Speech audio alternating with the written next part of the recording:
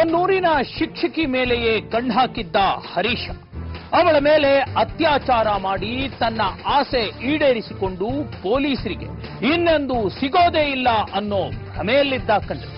ಆದ್ರೆ ಪೊಲೀಸರು ಕೊನೆಗೂ ಅವನ ಕೈಗೆ ಕೋಳವನ್ನ ತೊಡಿಸಿಬಿಟ್ಟರು. ಅದು ಹೇಗೆ ಅಂತೀರಾ? ಎಲ್ಲಿದೆ ನೋಡಿ ಆ ಕುರಿತ ಡೀಟೇಲ್ಸ್.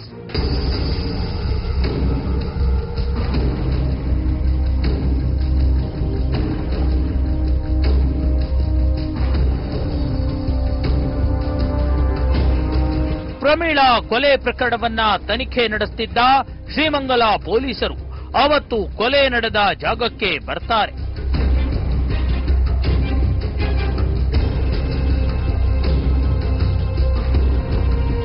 ಇಡೀ ಕಾಡನ್ನೇ ಪರಿಶೀಲನೆ ಮಾಡಿದ ಪೊಲೀಸರಿಗೆ ಅಲ್ಲಲ್ಲಿ ರಕ್ತದ ಕಲೆ, ದೊಣ್ಣೆ ಹಾಗೂ ಜೀನ್ಸ್ ಪ್ಯಾಂಟ್ ಒಂದು ಪತ್ತೆಯಾಗುತ್ತೆ.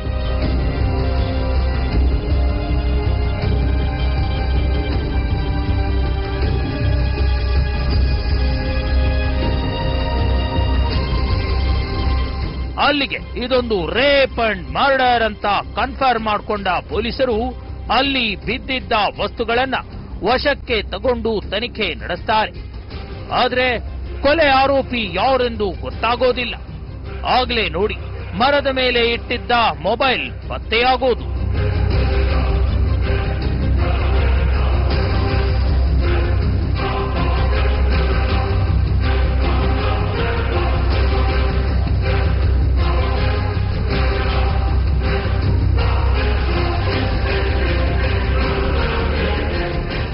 ಆರೋಪಿ ಪತ್ತೆ ಮಾಡೋ ಸಲುವಾಗಿ ಈ ದಿನ ಪ್ರಮೀಳಾ ಅವ್ರದ್ದು ಇನ್ಕ್ವೆಸ್ಟ್ ಮತ್ತು ಪೋಸ್ಟ್ ಮಾರ್ಟಮ್ ಕೂಡ ಆಗಿದೆ. ಇದು ಈ ತಂಡ ಮತ್ತು ಪಂಚಾಯತ್ದಾರರು ಎಲ್ಲರೂ ಘಟನೆ ನಡೆದ ಸ್ಥಳಕ್ಕೆ ಭೇಟಿ ಮಾಡಿದಾಗ ಅಲ್ಲಿ ಒಂದು ಮೊಬೈಲ್ ಸಿಕ್ಕಿದೆ. ಮೊಬೈಲಲ್ಲಿ ಪಂಚರ ಸಮಕ್ಷ ಆ ಮೊಬೈಲನ್ನು ಆನ್ ಮಾಡಿ ನೋಡಿದಾಗ ಅದರಲ್ಲಿ ಒಂದು ಸ್ಕ್ರೀನ್ ಸೇರ್ ಒಂದು ಫೋಟೋ ಇತ್ತು. ಇದರಲ್ಲಿ ಫೋಟೋದಲ್ಲಿ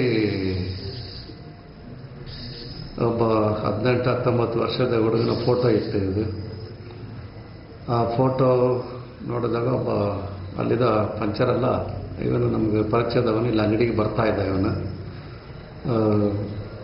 ಇವನು ಇದೇ ಊರಿನವನಾಗಿದ್ದಾನೆ, ಇಲ್ಲಿ ಯಾರು ತೋಟದ ಮನೆಯಲ್ಲಿ ಕೆಲಸ ಮಾಡ್ತಿದ್ದಾನಂತ ಅವರೊಂದು ಮಾಹಿತಿ ಕೊಡ್ತಾರೆ. ಅದರ ಬಗ್ಗೆ ನಮ್ಮ ತಂಡ ಕೂಡ ಹೋಗಿ ಈಗಾಗಲೇ ಆರೋಪಿಯನ್ನು ಜೇನುಕುರುಬ ಹರೀಶನ ವಶಕ್ಕೆ ತಗೊಂಡಿದ್ದಾರೆ. ಹೌದು, ಪ್ರಮೀಳಾ ಮೇಲೆ ಅತ್ಯಾಚಾರ ಮಾಡೋದಕ್ಕೆ ಮೊದಲೇ ತಯಾರಿ ಮಾಡಿಕೊಂಡಿದ್ದ ಹರೀಶ ಜೀನ್ಸ್ ಪ್ಯಾಂಟ್ ಹಾಗೂ ಮೊಬೈಲ್ ಅನ್ನ ಮರದ ಮೇಲೆ ಇಟ್ಟಿರ್ತಾನೆ. ಆ ಮೊಬೈಲ್ ತಗೊಂಡ ಪೊಲೀಸರು ಆನ್ ಮಾಡಿ ನೋಡಿದಾಗ ಸ್ಕ್ರೀನ್ನಲ್ಲಿ ಹರೀಶನ ಫೋಟೋ ಇರುತ್ತೆ.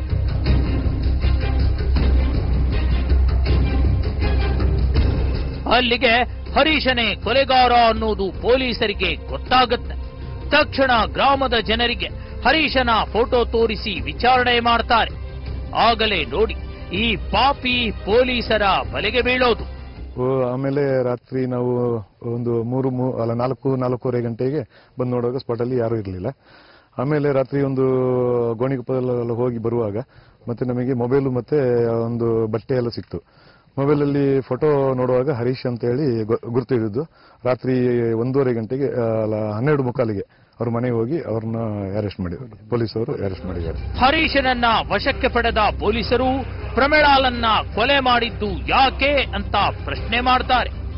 ಆಗ ಹರೀಶ ಅವಳನ್ನ ನೋಡಿದ್ರೆ ಅನುಭವಿಸಬೇಕು ಅಂತ ಆಸೆಯಾಗ್ತಿತ್ತು.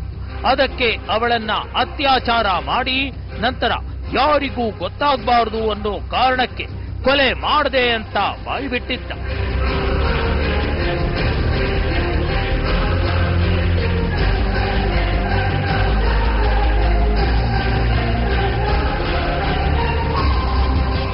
ಸದ್ಯ ಶ್ರೀಮಂಗಲ ಪೊಲೀಸರು ಹರೀಶನನ್ನ ಜೈಲಿಗಟ್ಟಿದ್ದಾರೆ. ಇನ್ನು ಈ ಭಾಗದಲ್ಲಿ ಕೆಲಸ ಮಾಡೋ ಶಿಕ್ಷಕರು ಹೇಳೋದೇನ್ ಗೊತ್ತಾ? ಅದೇ ಸರ್, ಒಂದೊಂದು ಶಾಲೆಗೆ 2 ಕಿಲೋಮೀಟರ್ 2.5 ಕಿಲೋಮೀಟರ್ ನಡ್ಕೊಂಡು ಹೋಗ್ಬೇಕು. ಆಗ ನಾವು ಹೇಗೆ ಹೋಗುದು? ಪೋಸ್ಟಿಂಗ್ ಎಲ್ಲ ಆ ಕಡೆನೆ ಕೊಟ್ಟಿರೋದು, ಇಂಟೀರಿಯಲ್ ಪ್ಲೇಸ್ ಅಲ್ಲೇ ಪೋಸ್ಟಿಂಗ್ ಇರೋದು. ಅಲ್ಲಿಗೆ ಯಾವ ಶಿಕ್ಷಕರು ಈಗ ಹೋಗೋದಿಲ್ಲ ಅಂತ ಹೇಳಿ ನಿಂತಿದ್ದೀವಿ. ಈಗ ಆದ್ರೆ ಹೇಗೆ ಅಂತ ಹೇಳಿ ಈಗ ನೋಡಿ, ಈಗ ಪರಿಹಾರನೇ ಕೊಟ್ಟಿಲ್ಲ ಇವರಿಗೆ ಪ್ರಮೀಳಾ ಅವರಿಗೆ. ಈಗ ಆದ್ರೆ ಹೇಗೆ, ಯಾರು ಮುಂದೆ ಬರ್ತಾರೆ? ಇನ್ನು ಪೋಸ್ಟ್ ಇದ್ರು ಯಾವ ಕಡೆನೂ ಹೋಗೋದಿಲ್ಲ ಅತಿ ಶಿಕ್ಷಕರು. ಒಳ್ಳೆ ಹುಡುಗಿ ಅದೇ. ಅಂತವ್ರಿಗೆ ಈಗ ಆಗಿದೆ ನೋಡಿ, ಮುಂದೆ ನಮಗೂ ಆಗ್ಬಹುದು. ಆಗ ಯಾರು ರಕ್ಷಣೆ ಕೊಡ್ತಾರೆ? ಇವರಿಗೇನೆ ರಕ್ಷಣೆ ಇಲ್ಲ. ಕೇಳಿದ್ರಲ್ಲ, ಒಂಟಿಯಾಗಿ ಓಡಾಡೋ ಹೆಣ್ಣು ಮಕ್ಕಳಿಗೆ ರಕ್ಷಣೆ ಇಲ್ಲದ ಜಾಗಕ್ಕೆ ನಮ್ಮನ್ನ ಪೋಸ್ಟಿಂಗ್ ಮಾಡ್ತಾರೆ. ಆದ್ರೆ ಇಲ್ಲಿ ನಮಗೆ ರಕ್ಷಣೆ ಕೊಡೋರು ಯಾರು ಅಂತ ಸರ್ಕಾರಕ್ಕೆ ಪ್ರಶ್ನೆ ಮಾಡಿದ್ದಾರೆ.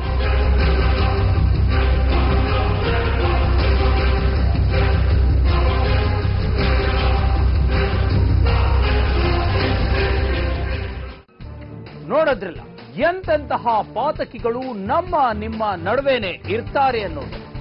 ನೀವು ಕೂಡ ಎಚ್ಚರವಾಗಿ. ಇದು ಇವತ್ತಿನ ಸ್ಕೆಚ್. ಈಗ ಜನಶ್ರೀ ಫೋಕಸ್ ಟೈಮ್.